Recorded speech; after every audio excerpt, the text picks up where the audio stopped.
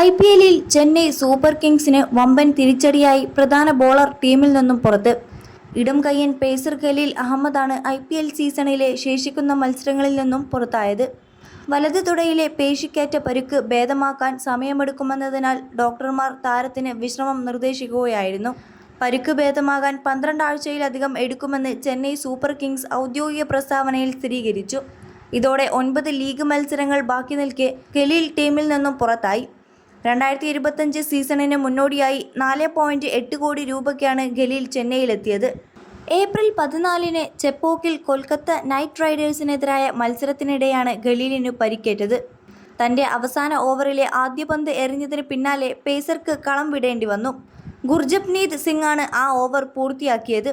ഖലീലിന്റെ അഭാവം CSKയുടെ ആശങ്കകൾ വർദ്ധിപ്പിക്കുന്നു. 21 ലക്ഷത്തോളം സന്തുഷ്ടരായ ഉപഭോക്താക്കളും 2 ലക്ഷത്തോളം തിമിര ശസ്ത്രക്രിയകളും പൂർത്തിയാക്കിയ മലബാറിലെ ഏക കണ്ണാശുപത്രി Alsalama eye hospital, hospital road, Perinthalmanna. മുൻ നായകൻ MS ധോണി ഉൾപ്പെടെയുള്ള പ്രധാന താരങ്ങൾ നിലവിൽ ടീമിലില്ല. ധോണി കാലിലെ പേശി വലിവിൽ നിന്നും മുക്തനായി വരുന്നതേയുള്ളൂ. ടീമിനൊപ്പം പരിശീലനം പുനരാരംഭിച്ചെങ്കിലും താരം പൂർണ്ണസജ്ജനായിട്ടില്ല. ഏപ്രിൽ 23-ന് മുംബൈ ഇന്ത്യൻസിനെതിരായ മത്സരത്തിൽ ധോണി തിരിച്ചെത്തിയേക്കുമെന്നാണ് സൂചന. IPL തുടങ്ങുന്നതിന് മുൻപ് തന്നെ പേസർ നാഥൻ എല്ലിസ് ചെന്നൈ ടീമിൽ നിന്നും പുറത്തായിരുന്നു. എല്ലിസിന് പകരക്കാരനായി എത്തിയ സ്പെൻസർ ജോൺസൺ കായികക്ഷമത വീണ്ടെടുക്കുന്നതേയുള്ളൂ എന്നതിനാൽ ഇതുവരെ ടീമിനൊപ്പം ചേർന്നിട്ടില്ല.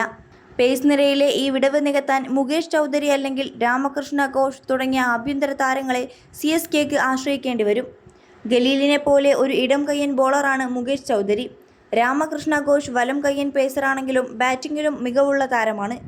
മഹാരാഷ്ട്രയ്ക്ക് വേണ്ടി കളിക്കുന്ന രാമകൃഷ്ണ ഘോഷ് 2025-26 ആഭ്യന്തര സീസണിൽ ശ്രദ്ധ നേടിയിരുന്നു. വിജയ് ഹസാരെ ട്രോഫിയിൽ ജയ്പൂരിൽ ഹിമാചൽ പ്രദേശിനെതിരെ 42 റൺസിന് 7 വിക്കറ്റ് വീഴ്ത്തി താരം റെക്കോർഡ് പ്രകടനം കാഴ്ചവെച്ചിരുന്നു. ആദ്യ 5 മത്സരങ്ങളിൽ നിന്നും 2 വിജയങ്ങൾ മാത്രം നേടിയ CSKയുടെ അടുത്ത മത്സരം ശനിയാഴ്ച ഹൈദരാബാദിലാണ്.